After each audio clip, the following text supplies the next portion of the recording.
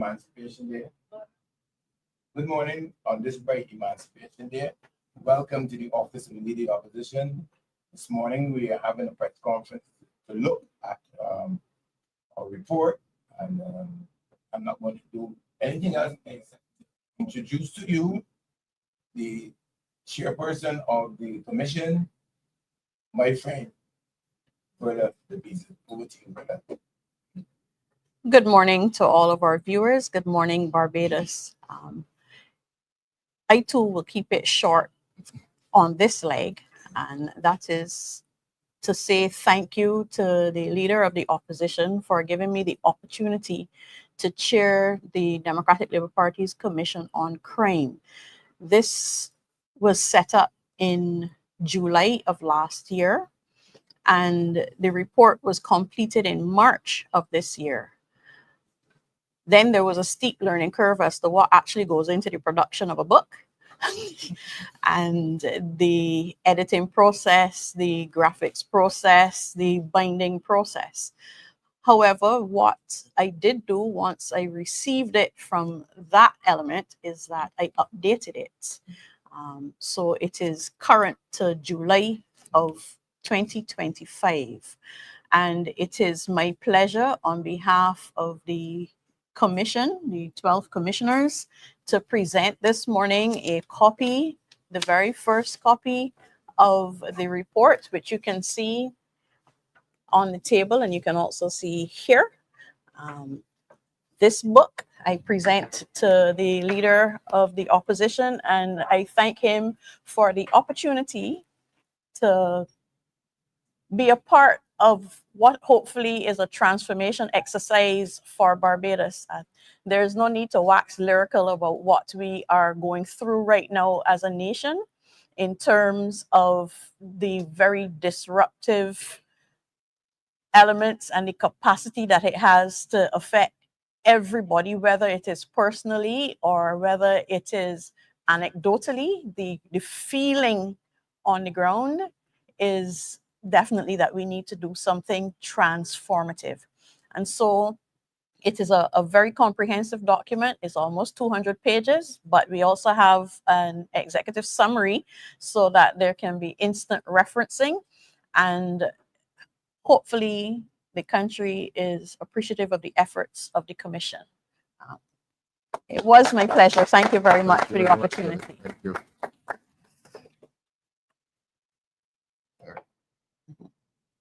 Yes, I will speak later, but first I want the leader of the opposition to speak to his vision in relation to this document, and then we can have a word about the content before we take your questions from the media. Thank you, Verla. As to vision, before we get there, let me express deepest gratitude to you and to all of the commissioners for responding immediately last year. I could not let this moment pass unless I give credit where credit is due. Sometime last year, when crime was raging in Barbados, as it is now, Mr. Hainsley Beng telephoned me and said, look, you have to establish a commission on crime. We cannot let this crime rampage unless we give the citizens of Barbados an opportunity to say how they feel about crime, to establish ourselves as a commission, and to examine crime and to come up with recommendations. All this was happening before the government thought of establishing their own, I think it's called a council, an advisory council to the government on crime. And as we know, that has seen some collapse at the very top, but we're not concerned about the government's council. We're more concerned about the fact that we owe you, Verla, and your commission a debt of gratitude for the commitment, for the work that you've done, for the town hall commissions. This was a genuinely organic exercise in which you met the citizens of Barbados, engaged with them, and that consultation obviously led to the proposals that would be contained in your report. So we really at the Democratic Labour Party express deepest gratitude to you for this work. And I don't know if I can say anything as to vision at this point, but I want to read the report. I want to read the report. But to give Barbadians the assurance that this party is working and that this party is working in the interest of Barbadians, this party is working with Barbadians. So we are going to invite the various interest groups, the public. We have to do some more printing next week. I think we have a few printed thus far. Obviously, we'll make them available to the media. But the vision is that Barbados should return to the Barbados that we knew. This country cannot endure this period of crime. And if this country endures this period of crime uninterrupted, it will cease to be the country that we knew. There are young people in this country, 15 years old, who knew a different Barbados. This upsurge and this nature of violence it's fairly recent. We did not know of young men riding around with high-powered rifles on motorcycles unimpeded and unimpeded by the authorities who in many cases are absent. But that is a situation that we have to deal with. Our vision as a party is that this country must return to a place of peace. We will not have a good economy. We will not have a well-ordered society while we have this level of crime. And that will be one of the Democratic Labour Party's major manifesto promises, that we will attend to crime, that we will respect the police service, that we will respect the customs, and that we will respect the Barbados Defence Force.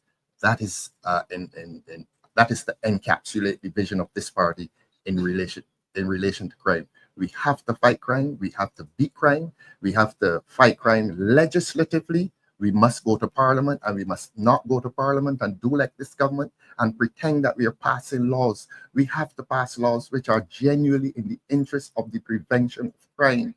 In terms of the police service and the Barbados Defence Force, they must and will be respected. And I have something to say very shortly about the goings on in the Barbados Police Service, the goings on in the Barbados Customs.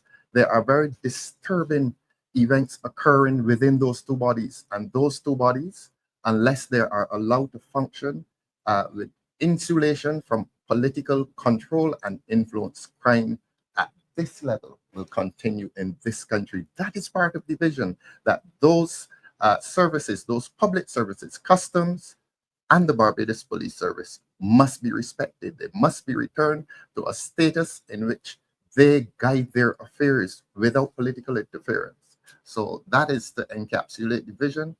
Again, Verla, I thank you so much. I said last year, and I don't mind saying it again.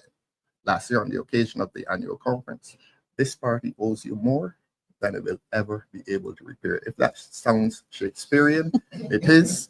But beyond Shakespeare's brilliance, I want to say to you that that is my genuine view, that you have served this party well. You continue to serve this party in whatever capacity the party asks of you. And I think you are a model citizen and a model member of this party.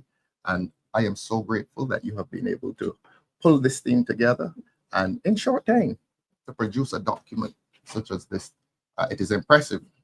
It's quite impressive, and it will make good reading for Barbadians when the time comes. So that is my brief statement for the time being. I will give you details on matters of disturbance within the Barbados Customs and within the Barbados Police Service. So I will come back to you very shortly, Derek. Yes, I think we'll give Verla an opportunity to introduce some of the commissioners that are here. Yes. And then we'll get her to give us a little feel, because we have not ready. We have not ready final document. We want it all to read it and then be surprised. Yes. Yeah. So Verla, over to you. Yes. And first, let me speak to that element of it, because Derek is one of the commissioners. So for him to say that he hasn't seen the final document does need some explanation. And it doesn't really go very far, not to disrespect any of the commissioners, but we do know from experience within the party, most recently as the last election, that leaks happen. Fortunately, last election, it was a draft document, but it doesn't really matter. So confidentiality is a major issue, and it is not about the commissioners. It is about the means of transferring the information from one person to another that allows it to be in the public domain. They did have sight of drafts of individual chapters, And I want to thank you, Derek, Maxine. I can't see behind me. Kelly, I can see you there in the camera shots. Reverend I, Carter. I have our president, Andre, next to me. Reverend Carter is here. The deputy commissioner is on his way. Bertie. Bertie Hines, who is phenomenal, if I may segue for a moment and speak to policing in Barbados. If you want guidance as to how policing ought to operate, not only is he an experienced police officer, but he's taken the time since retirement to commit his thoughts to writing. There are 2 books so far, and I hear through the grapevine that a 3rd one is on its way, and with current research. So it is not as though there is no information out there. The commissioners each had specialties and reported in relation to them. I missed one who is present. As the camera pans out, I'm seeing Shakoni. And you will note that we had a mixture of youth and experience. We also had a mixture of interest groups. What that allowed for was access to information. I noted with interest that the other committee set up by the government, when its chair was demitting office, she spoke of difficulty receiving information from interest groups who were actually represented in her grouping. We didn't have that as a difficulty at all. We had, I would go so far as to say, an effusiveness in terms of reaching out from interest groups.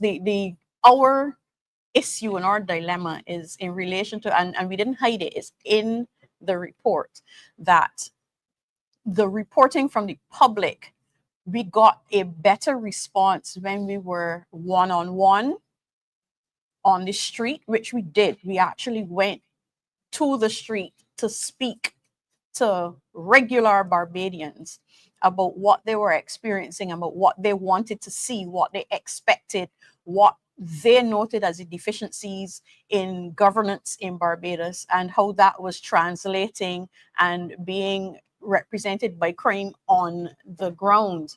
And what that meant was that our online survey, for me, was undersubscribed.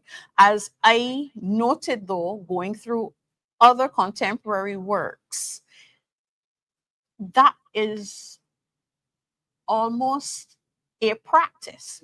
And I do know that when our survey was online, I was getting calls from people saying, why is this asking me for my email address? Is this going to be confidential? And people were actually having a problem with speaking their minds, even though they were reassured that that was a function of Google and not a function of ours, and we don't actually get that information coming back to us. There was still that suspicion that someone was going to be able to find out how they responded. So we actually abandoned that aspect of information gathering because we recognized that we were getting better information and a more fulsome response from people when they were assured of their confidentiality. Now, for me, that speaks to a state of mind and a state of governance in the country. If you do not feel that you can speak your mind in a public forum, that is addressed in the report as well, because you must, in a democracy, be able to speak your mind. However, having said that, I think I can speak for all of the commissioners who were involved in the on-the-ground campaign that that was a fantastic experience. Just having people pour out their hearts about what they are seeing and feeling. And I will speak specifically to some of them. I obviously can't go into all, but the ones that stood out, as we were speaking about crime and understanding that there is an issue. I mean, we start without needing to expand and expound on that because we live in this society. But then to hear what are the triggers for people on the ground, they speak about that infamous telephone call in Deacons. That was a refrain on the ground, as in the minds of Barbadians, there's the perception that that was a signal moment in the history of this country in terms of the exponential growth of crime. That perception is on the street, and that has to be dealt with frontally if it is that we are going to make any significant strides going forward. That is spoken to in the report. They spoke about, and there's an entire chapter called The Untouchables, because there is a feeling that there is a segment of society that is insulated from any repercussions from crime. And they speak to political examples, they speak to social examples. There is that impression, and it is not just a political factor, but it is an economic driver. Also, there is a recognition on the ground that there is a connection between the economy and the society. Now, the Democratic Labour Party has been pilloried for saying that we are more, I beg your pardon, more than an economy, that we are a society. But that is actually a trigger on the ground, that there is this feeling that in paying so much attention to our economic heartbeat, we're watching the graph in relation to our economics, but we are not recognizing that there's a converse reaction socially, and the access to social care. There is a note on the ground that the things that we used to take for granted as provisioned not by the state but provisioned by our taxes are now being paid for. We're paying the taxes on it, but we're also paying a health levy. We're paying at the pump. It is as though there's this frustration that's building up that you're being burdened by the state, and then there's this pushback. But for certain, when we got on the ground, we got information that we never would have received had we remained in the boardroom. And I will say that having Lumumba on the commission was a door opener, because we got all the way. We weren't just on Broad Street, we were in Subtle Street and Nelson Street and getting our information. We went around the country as we did our town hall meetings. Before the town hall meeting and after the town hall meeting, we went into the areas where we were cited. We also had a town hall meeting with the diaspora, because if you're having a conversation about Barbados, you have to recognize that Barbados is beyond the 166 square miles, and that those of our citizens who live outside pay very, very careful attention to what is happening in Barbados. They are also very effusive about the crime situation, and they are very much triggered by what is happening here.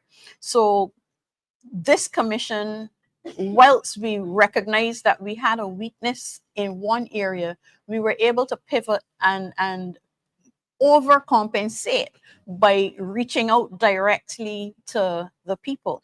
So we have that immediate information, and then we bolstered it by actual research into what is transpiring in the academic fields in relation to the management of crime. We know that we'll never not have crime, but the intention is to reduce crime as much as possible, so that we then are into a preventative mode as opposed to a knee-jerk response mode. That means that we have to be very nimble in not just our minds, but our feet and our hands as we look to make the correct legislative changes that would allow for us to make those social development changes as well. And then as a third layer, outside of the literature review that we undertook, we also did some case studies, because crime isn't only in Barbados, and there are other countries and other cities that have been very, very successful in their management of crime. I will state openly that if the government of Barbados is serious about the management of crime, they need to not reinvent the wheel, which is another chapter in the report. They need to, they don't, if they don't want to take our word for it, that's fine. This is for the people of Barbados, which includes them. But if they're not mindful of this, then do your own research and come forward with meaningful provisioning, which is what this report does. It not only has recommendations, but it also has given a legislative framework, because at the end of the day, it will remain an academic exercise if there is no practicality to it, and there must be some application. And the way to do that is for government not to abdicate its responsibility and talk about, oh, this is a whole of country issue. We know that it's a whole of country issue, but we want to know how the government is leading in relation to the, I hesitate to say fight against crime, because truthfully, crime is for the most part a response to something. So whilst we have to have immediate responses, we also have to have visionary proposals, so that we're dealing with the immediacy of the problem, but we're also doing our best to roll back the issues that create the environment for crime in the first place. Because let's be real, if it is that the state is not managing the social output, somebody is going to step into the breach. And we know from just looking around the region that the ones who step into that breach tend to have the criminal minds. So if it is that we are going to recapture our people, then we need to be the ones who are leading. When I say we, I mean the government. The government has to be the ones leading. And they were not off base with the setting up of a committee. That is a feature that is definite in the case studies that we looked at. But the difference is that those committees were manned by government, ministers of government. It wasn't a passing of the baton and of course, the responsibility if things fall out. And we have to be very real about these things. It is about the leadership for the country. And that has to move from those that the people have put there to lead. So government does not get to abdicate its responsibility to a committee and walk away and wait for the report. The ministers have to be there. There has to be a driver for it. It has to have that level of impact that we the citizens then are confident in our government. And that is not just a supposition on the part of the Democratic Labour Party. We actually went all the way back to Aristotle. And again, this has been the principle of governance, that a government guarantees the safety of its citizens. The citizens are giving up something in order to get back from the government an assurance that they will be, yes. So if it is that, I mean, this is, I will have to say, governance 101. And if it is that government is not up to that task, then they need to admit that and actually allow others who are prepared to take on that responsibility and shoulder that brunt, because that really is what it is, that you are accepting your responsibility.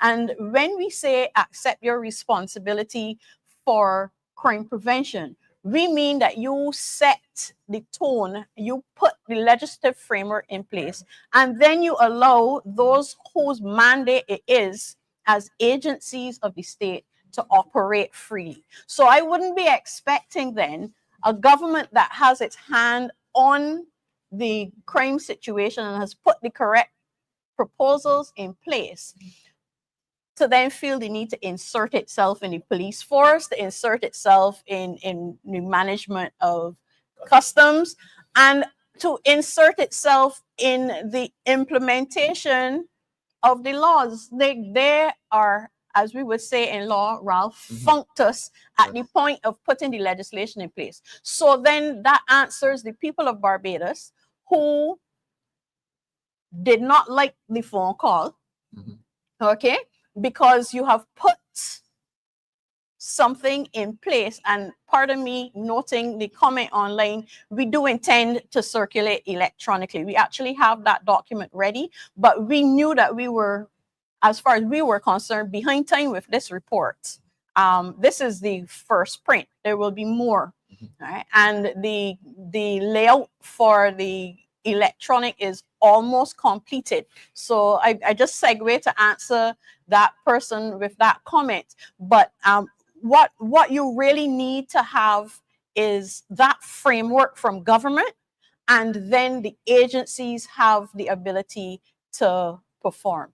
Now, there's another feature of this report which even the commissioners do not know about, and this is because the editorial team spoke to this. As they read it, they were like, this is missing something, and it was costing. We're saying you need to do all of these things. Where are you going to get the money from to do them? Because you will expect that pushback. And so there's a section dealing with costing, because and I would just speak to one aspect of it, because we will hear that, oh, we don't have the money to do all of this, and we won't talk about how you got money to asphalt a whole car park up at the Botanical Gardens, and you can't get the road to my house finished, right? But that's a segue. But at the end of the day, it is an honest question. How are we going to pay for all of this? But you know, all of these social changes that we identify in this document that need to happen in order to divert our citizens, especially our young citizens, away from criminality, fall very, very neatly under the 17 UN Sustainable Development Goals, for which they provide grant funding. So we're not talking about increasing the loan burden. In the research, after the editorial team pointed out that lacuna, I also recognized that there is grant funding for NGOs, because we would know that after government sets its framework and government agencies undertake their work, that there are also some private sector agencies that are involved in transformative governance. So they too have outlets for. Exactly. And then let's face it, you have the opportunity as a government to decide what your priorities are. So if it is that your priority is the safeguarding of your citizens, you will find the money for it. Let me go all the way back to finding the money to pave a car park at the Botanical Gardens, okay? And that underscores that there is money available for what is the priority for government. Therefore, the challenge to government, the existing government of the day, is to make the safety of its citizens a priority. And in the event that they don't wish to spend the time to do the research, to bring policies to bear, the Democratic Labour Party has done it for you. And the Blueprint to Rescue the Nation is now a published document and will be available widely, so that they are in a position to do. I heard the Prime Minister say, oh, we're holding our report for a manifesto. There's only one person in the country for the time being who knows when an election will be called. And in the meantime, our young sons' blood runs in the street. There is no way that a responsible Democratic Labour Party government will be holding a report for an election that we do not have any control over when and if it is called. This is a critical point for this country. We thought last year reached a low point. This year we've started digging up to This report is current to the end of July. 30 young souls lost, Plus 30 plus. and we need to arrest that slide. And that's only talking about homicides. This report doesn't only deal with homicides, it deals with crime, okay? Generally, because you can't have just one element of crime and think that you can fix just that thing. There's a street crime element that we need to address. There's an attack on our elderly that's just driving, it's raising my blood pressure, and I start with a low one. It is literally a disease in society now. It actually, CARFA has indicated that crime is now a health issue. They are relating it to the pressure on the health institutions. But this report also deals with it in terms of mental health pressure, not just the pressure in terms of managing the care of those who are injured from crime. But then we still have the aspect that there is the perception of crime has people staying home. And that is unhealthy for a society as well. So all of that has to be addressed. All of that is addressed. And I will just end by saying that when the commission finished its report back in March, we concluded that we were not done. There are aspects that are not covered in this report. And it is because we were pressed for time. We recognized that the country was pressed for solutions, and we wanted to get our response out.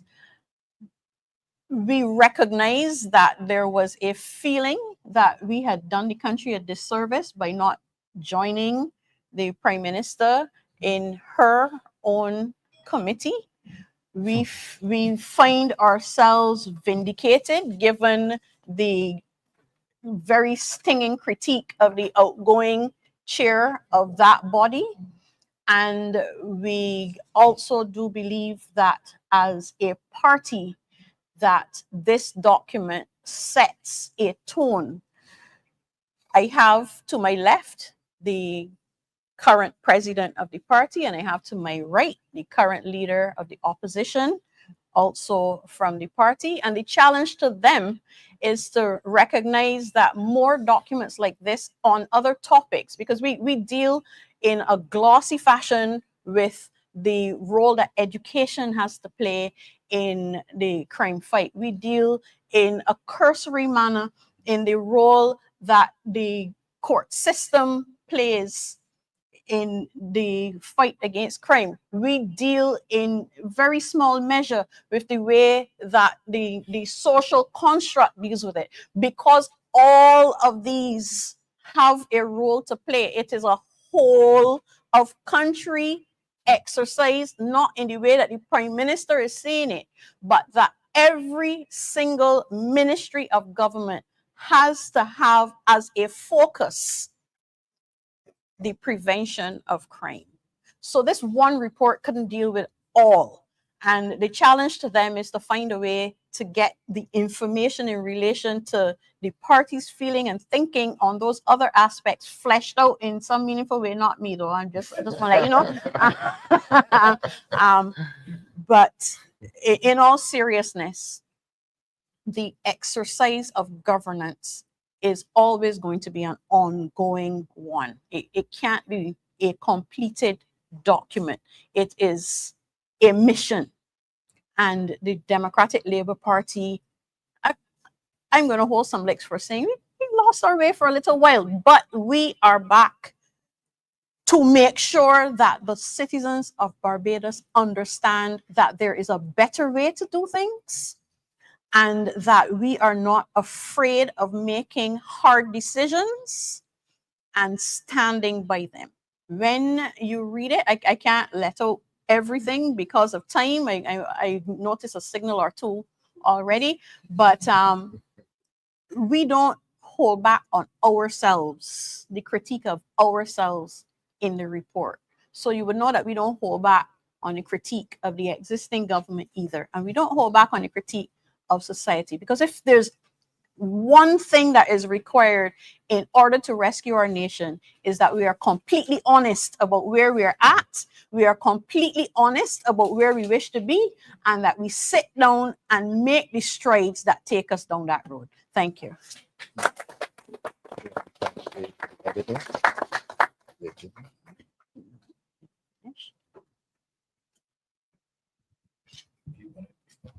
I didn't, just to say that the book doesn't contain the acknowledgements. This is a first print. We will get to, I was just being asked about the acknowledgements, but we will get to those. It's a first print, but we will, I am sure there will be a second edition, right? Yeah. The commission does want to continue its work. We really do. Yes. Yes. Okay. All right. Thank you.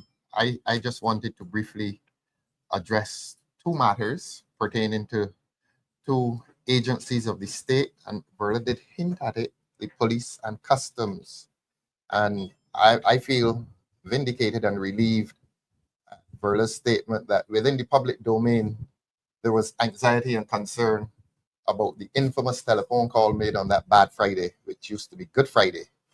And that is not mere folklore. That is something that we're instructed actually happened in Barbados. Mhm.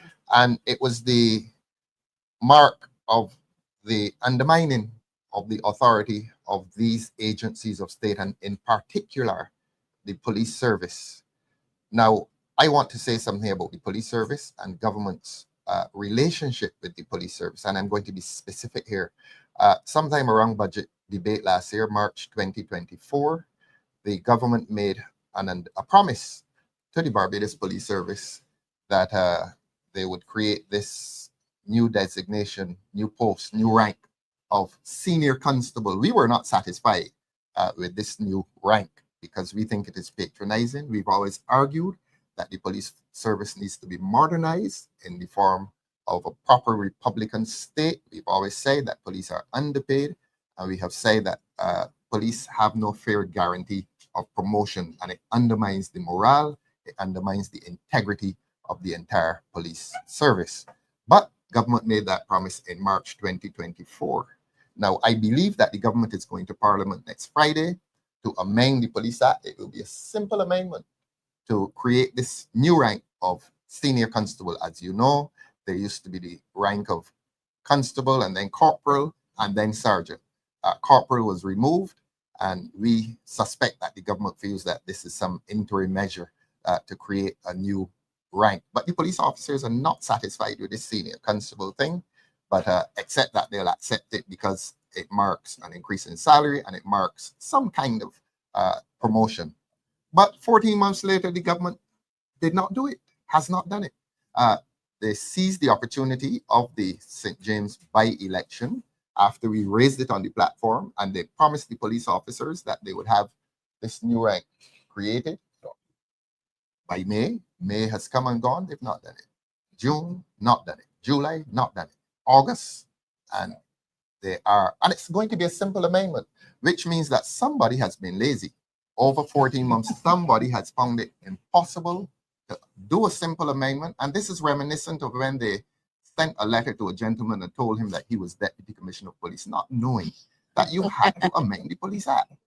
So here again, they have taken now, next Friday, I think they're going to do it. I hope they're going to do it in Parliament.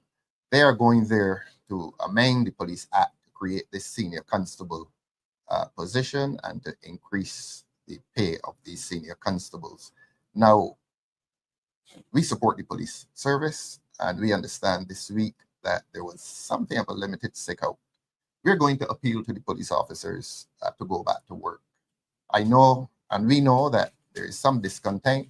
We know that there's fallen morale within the police service, but we are begging the police to support the citizens of this country at a difficult time and to go back to work, all of you. We know that you cannot be happy with this government. The entire citizenry is not happy with the government. But for the sake of peace and order within Barbados, we are appealing to the police service to go back to work. from the commissioner down to the most junior constable. You have the support of this party, and we are asking you in turn to continue your good work in supporting the good people of this country. We want to address a matter that is occurring within the police service. It's very disturbing, and this again gives justification to discontent within the police service. Now, the government refused to promote those persons to the rank of senior constable, but here's the same government in a context in which the police officers have been agitating for better pay. The government the government chose to give certain police officers, and that is to say plainclothes police officers, an increase of $1,900 a month. Now, that has created discontent within the police service. It has driven a wedge between police officers. I mean, it's one service and they ought to be united. But here it is, the government, by its practice of divide and rule, has chosen to give this $1,900 a month extra to officers in plain clothes. And that is not good. That is not right. And what is happening, well, we know this, that when a crime takes place, the first responders are the uniformed persons. The plainclothes detectives coming after to do the investigative work. But here, you've had police officers who have always worked together, uniform and plainclothes. But here's the government cleverly deciding that they're going to divide and rule, and they're going to create this special section. Now, there's danger in that. We know of the situation in Grenada with the Mongoose gang years ago. We are old enough to know about that. And there's a danger that the government may be on the cusp of creating a service within a service, and that there are persons in uniform who want to take advantage of this additional money being paid, and they're trying to become plainclothes persons, whether they're equipped to do it or not. They're trying to do it. But what is more sinister is that we understand that the government is interfering in the workings of the Barbados Police Service, and that the government may itself be attempting to determine which police officers now become plainclothes police officers. We spoke of the emergence of the Mongoose guy in Grenada. We will reject this initiative. We want all police officers to be equally paid, and we are asking the government to withdraw itself from interference and control of the Barbados Police Service. This party supports the Barbados Police Service. This party supports the Commissioner and the High Command of the Barbados Police Service. This party supports every officer down to the most junior rank of constable, and this party rejects this government's interference within the police service by the process of divide and rule. So we are asking the government to reverse itself from that interference. We've quoted Section 8 of the Police Act several times, and we've come here today to quote it again, that the Commissioner of Police is responsible to the head of state, the Governor General, the President, I beg your pardon. And the Commissioner of Police is not responsible to the Prime Minister nor to the Attorney General. Government, please leave the internal workings of the Barbados Police Service to the High Command, the Commissioner, and the High Command. And I'm going to say this, that this party supports the High Command of the Police Service, including the Commissioner. We must do it for the sake of peace and order in this country. This government continues to undermine the Barbados Police Service, and we are asking them to let the service remain united. That if you're going to give an allowance to any member, give it to you give it to all. Do not select a certain group. Give them this $1,900 allowance and leave the others at financial disadvantage. And furthermore, keep out of the workings of the police service and stop attempting to influence the high command of the police service in determining or in deciding which police officers shall become plainclothes. That is a level of interference that is probably unprecedented and frightening, unprecedented in this country. I moved from the police service to the customs department. The customs department, as you know, is the department that deals with the entry of goods into this country, and goods include contraband. The citizens of this country are deeply concerned as to how we have so many guns in this country. I mean, 2 AK-47s this week may well be the tip of the iceberg. We don't know. But the chaps seem quite well equipped that they can run through any neighborhood now. Scarborough, right opposite a police station, fire off several bullets. And they seem unconcerned that there may be any shortage of ammunition or guns. Clearly, the evidence would seem to suggest that there's no shortage of guns nor ammunition in this country. And therefore, the focus goes to customs, those who are responsible for border control. Just as the police service has been disrespected by the government, we are saying to the people of Barbados that the Customs Department has also been disrespected and undermined by the government. Here's why we say this. For 6 years, there has been no clothing allowance given to the Customs Department. The government continues to neglect that department, or rather, to neglect divisions of that department. Now, when the government came into office, there were several customs officers sent home. Sent home. How has the government replaced those customs officers? Well, as they have been doing in manipulating the police service, and I say this, they've been manipulating the police service.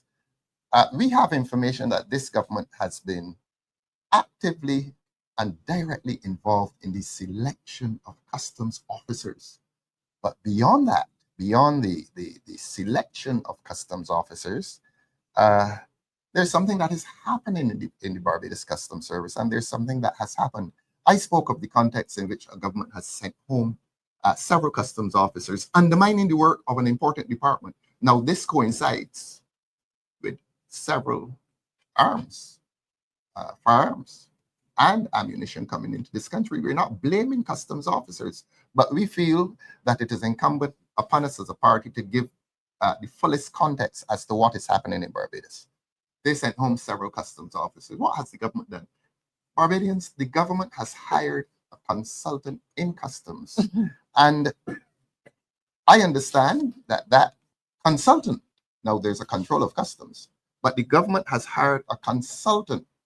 And this may shock you, but we are going to ask the government to confirm whether that consultant in customs, who by the way is not a Barbadian, and it is very interesting that you bring a non-Barbadian into customs to advise the government as to the flow of goods into this country. I'm not reflecting on what he is doing or the nature of what he is doing. I'm just asking the government, if the government is paying him $2,000 per hour as a consultant, I'm asking the government that. Let the government come out and answer the question as to whether there's in spite of the fact that we have a controller and we have over 300 customs officers in this country, is there now present in this country a consultant in customs who is receiving $2,000 per hour? They will answer the question. If it is less, they'll say less. If it is more, they'll say no. They'll say that it is more. But I don't think they can challenge us in our assertion that there is a consultant in the Customs Department. We don't know what he does. We don't know precisely what he does. But what we do know is that last Tuesday, when the iSCUDA system was closed for an entire day, that government lost its revenue for that entire day between 3 a.m. and 3 p.m. And those are the inefficiencies that visit this department while you have this high-paid consultant. Again, we ask the question, is that consultant receiving $2,000 per hour? And is that consultant bypassing the control of customs and reporting directly to Bay Street? We all know who we mean by Bay Street. So those are the questions we ask in relation to two very important departments. We've come here this morning to launch this excellent report from our Crime Commission, and the two state agencies which play a critical role in matters of crime, obviously, is the Police Service and the Customs Department. Government has continued to disrespect and to undermine the morale of those departments. Government has continued to interfere directly in both departments. And then the public will not be surprised that crime is the way it is in Barbados, because these two important agencies of state have now become subject to the control and the influence of government. We've asked this government to pass a new Republican constitution so that power and responsibility is properly defined under the Constitution, so that you will have a police service in which it is clear that it is insulated from the control of the Prime Minister and the Cabinet. They have refused to do that. That is the importance of having a new constitution, so that in this constitutional lacuna, Verla, it means that the Prime Minister has given unto herself unlimited power. That is what is happening in Barbados. So that when we ask for the passing of a new constitution, we are not speaking formalities, we are not speaking legal technicalities. We are talking about political power and the distribution of political power and the lack of definition as to who has power in this country, and the fact that the police service, the power of the police service has been undermined, not only by a government that is on its own trajectory of terror, but the lack of a constitution means that power and responsibility remains ill-defined in this country. So again, we're asking for that new constitution. They've had 4 years. They're walking around telling the people of this world that we have been a republic for 4 years. And in that space of time, no constitution. And I say it again, we have a Republican constitution only to the extent that the head of state is local.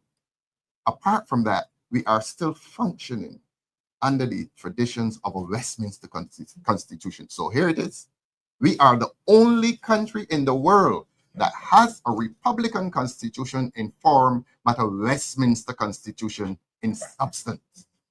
And that is where we are. It is not a mere formality. It is about power. It is about the abuse of power. It is about the abuse of power evidence in government's relationship with the police service. It is about the abuse of power now evidence in government's relationship with the Customs Department. Both these agencies of state are being undermined by the government. We've asked the government those questions.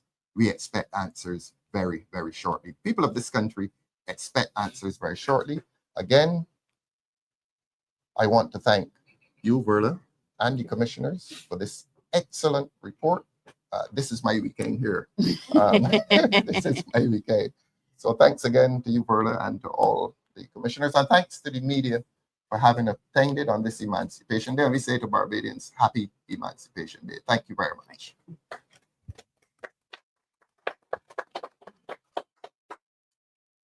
Yes, I have one question as opposed to Nelson Nation News. So Mr. De Peiza, your report, you would have made linkages between economy and crime. And looking at, certain projects that have been approved and are still on the way, which is the Frexham Bank in Gemmis Lane. You have the Pier Head.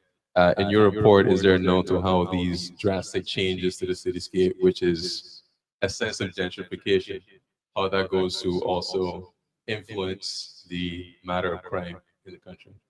Okay, so as I said, we're not finished our work. There is an element that speaks to the exclusion of our citizens from participating in an economy and how that impacts on them. That entire exercise from Bridgetown straight through to, I dare say, Hastings and Worthing, because I am noting the changes along our coast.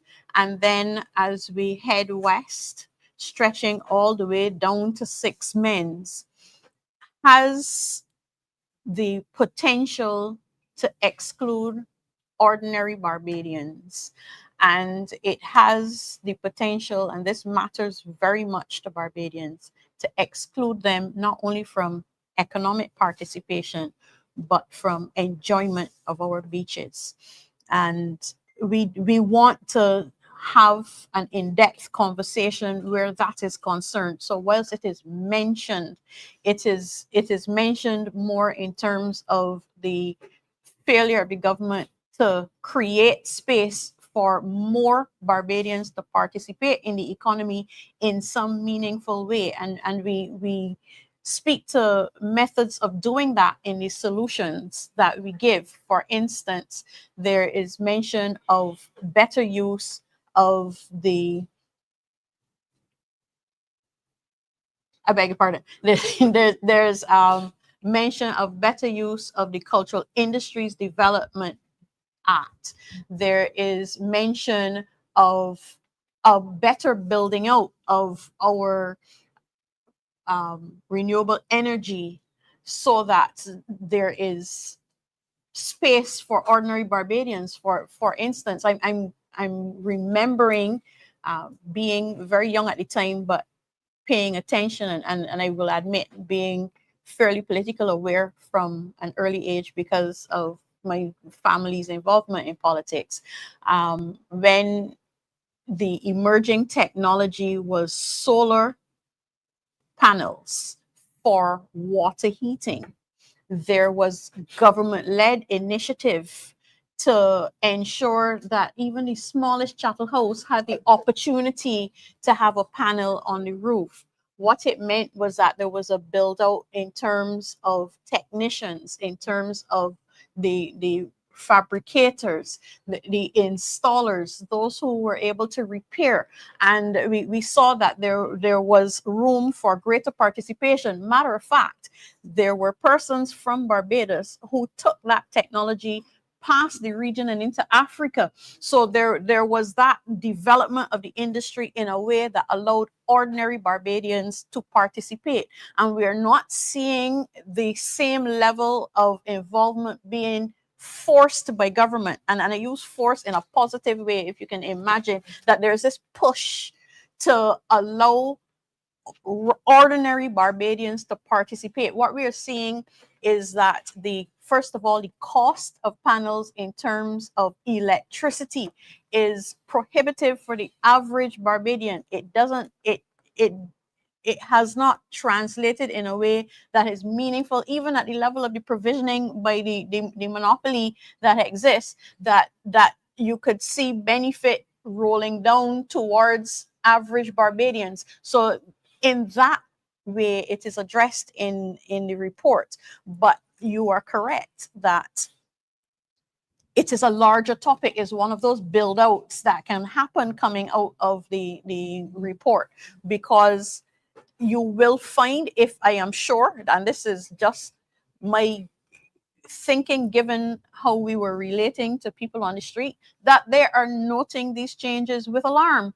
And there are changes that are being made that not just gentrification, but the visual effect of Bridgetown and its historic garrison is changing. We're not that we're in praise of our colonial era, but it is a fact.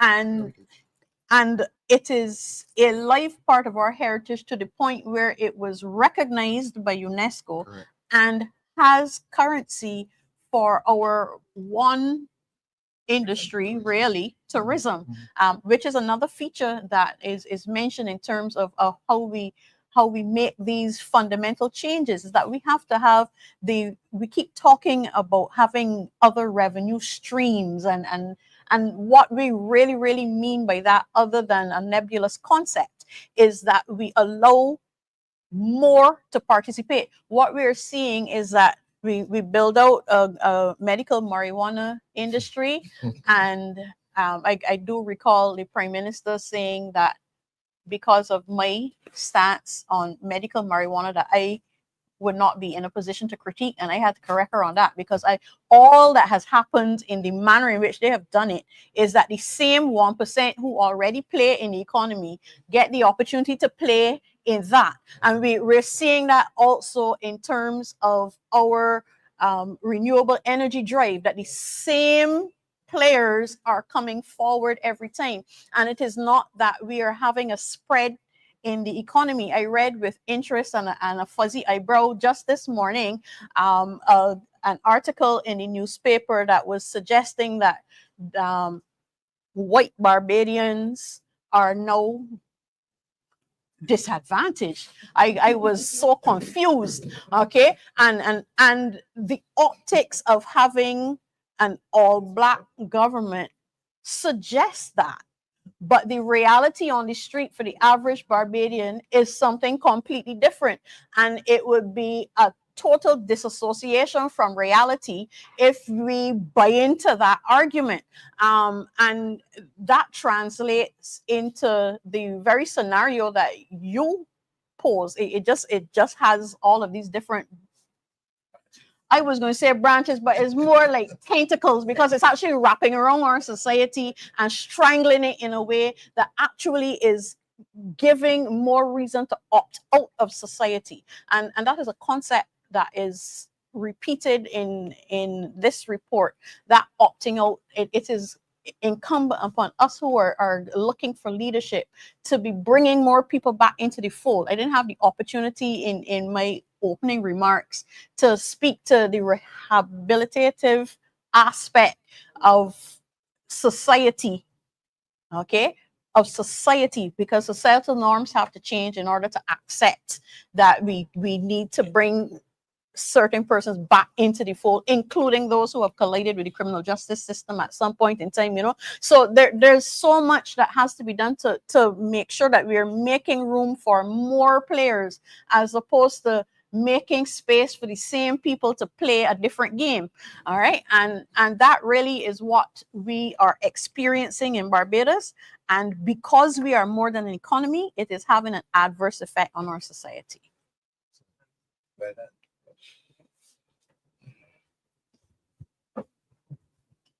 Tanisha Royal, Startup Network.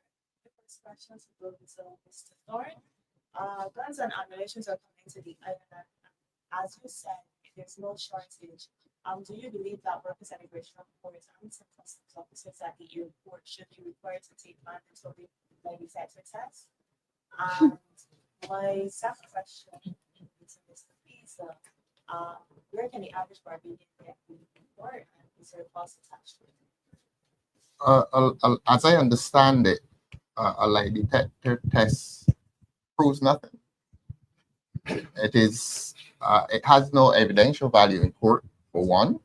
For good reason. For good reason. Yeah. And therefore, the use of the word mandatory, no worker in this country, as far as I'm aware, can be mandated, that is forced to take a lie detector test when it has no evidential value, when it proves nothing, except that he may be nervous while he's answering the questions. Yeah, so lie detector tests don't prove anything. And I am going to advise the workers, as I did earlier this week, that they can reject any attempt to force a lie detector test on them. It proves nothing. Permit me, first of all, I am very pleased to put a face to a name. I hear your name all the time, and I believe this is the first time I'm actually laying eyes on you. So, but but permit me, even though the question was not addressed to me, to speak to that as well. It may not be in the way that you're anticipating, but it is to give a plug to Caswell Franklin, because his position, whilst it was very comically delivered, like most comedic deliveries, is rooted in truth. Yes. The persons with the most to lose are the policymakers. So if it is that those further down the chain are going to be subjected to lie detector tests, we should start in cabinet. We should start in parliament. I fully endorse his comments for their serious content, though his delivery was such that made you chuckle. At the end of the day, it is a very, very potent comment. And I know that's probably not the angle that you were expecting me to go in, but that comes from my heart. In relation to the question that was directed to me, if you could repeat it, please, because I don't want to segue. I want.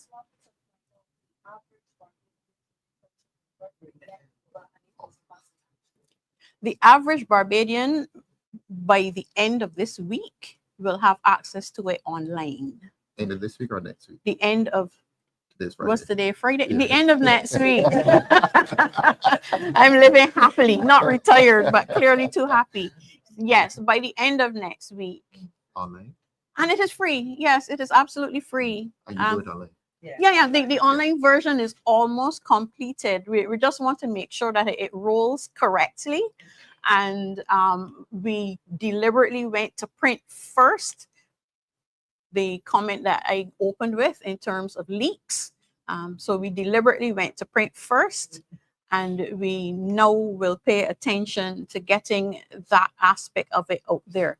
I also throw a challenge to whomsoever in the party is responsible for our IT, that it is a substantial document of 200 pages. Even the summary is of some length, but digestible bites need to be extracted in a manner that social media would accept, so that the public consumption of this document is at its widest. And for certain, the invitation of critique, because we don't believe that we know it all, and the invitation to engage is definitely open. It's free. But for the person that is not technically savvy, guys will not be collaborating any school that just working. Okay, that part is above my pay grade, and my pay was free. But the persons who are responsible for hearing you on that are seated at the table with me, and hopefully they will take that on board as the first official critique. Mr. Rockdale, Yes.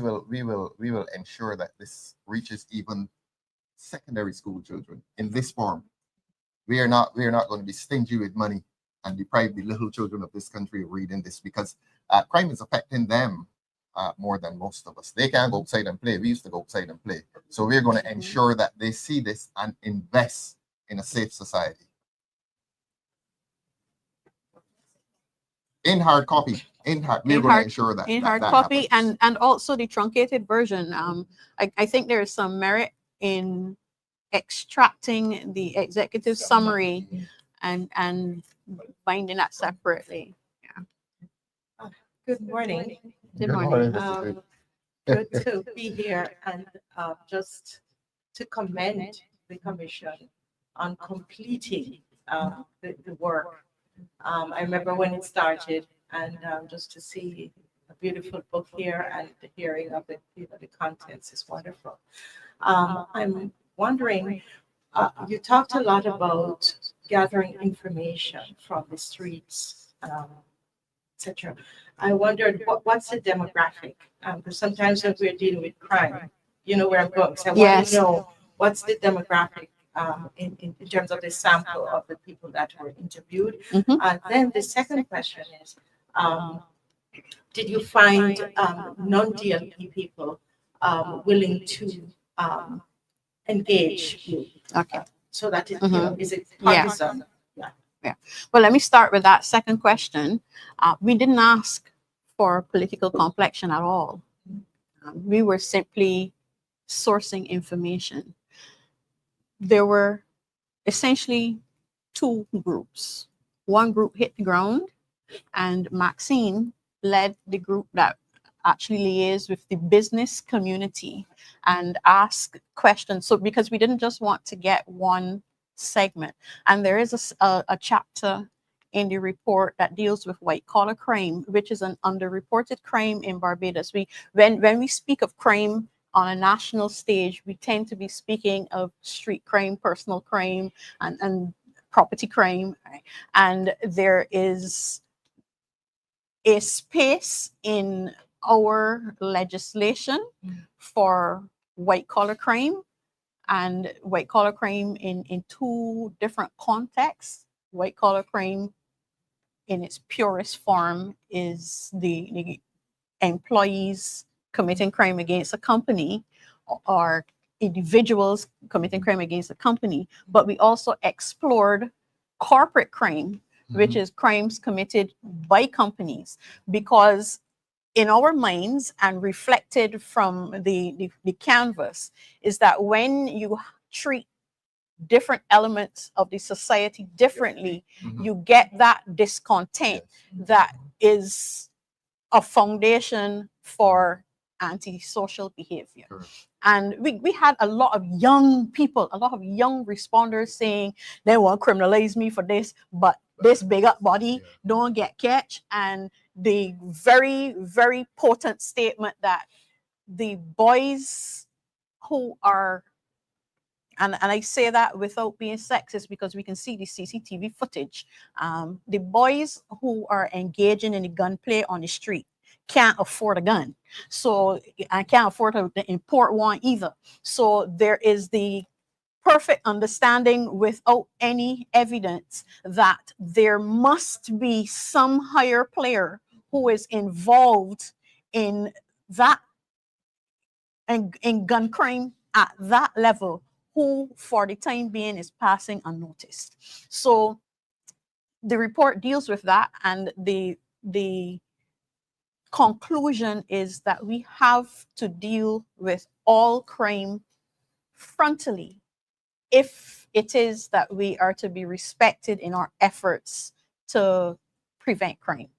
Because if we're constantly concentrating on one particular type of crime, that segment of society is dissatisfied because they feel as though others are getting away with it. I mean, if you steal a ham from a supermarket, and if you steal $12,000 by siphoning it off from a company or from someone's bank account, you've stolen.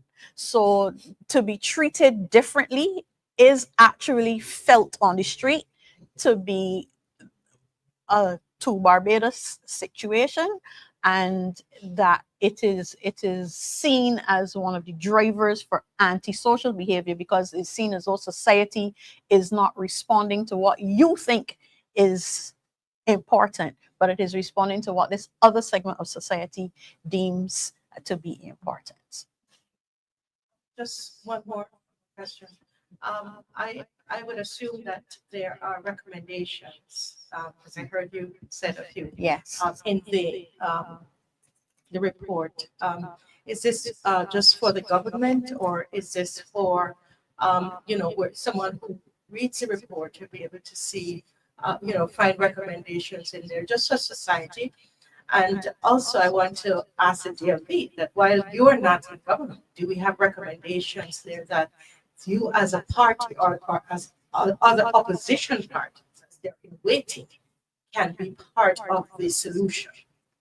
Okay, so the title Blueprint to Rescue a Nation is not a happenstance. It actually contains information for individuals. It contains individual information for government, clearly, and also, as I mentioned earlier, for NGOs, for groups, because there are roles for each to play. There is a critique of the church in this document, and the role that they used to play, the role that they can play, but with firm recognition of the fact that we are less of a religious society now than we were before, and other ways in which moral training can be expounded. So there, even though we don't get into the education transformation, because we did believe that that is a role for a different commission, there is a recommendation that we have those soft skills taught in schools, that we return to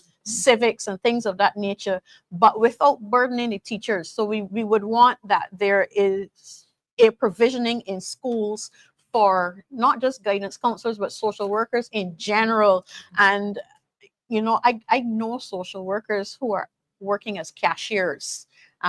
So there is a recommendation as well that governmental policy needs to be shaped in conjunction with the University of the West Indies, so that their offerings are married with national need, so that we can fill positions that are required for nation building.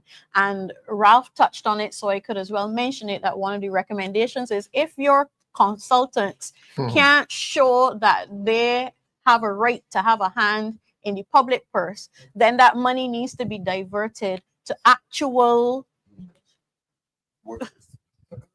Thank you. We have to be very direct and upfront. The time, and both administrations have used consultants.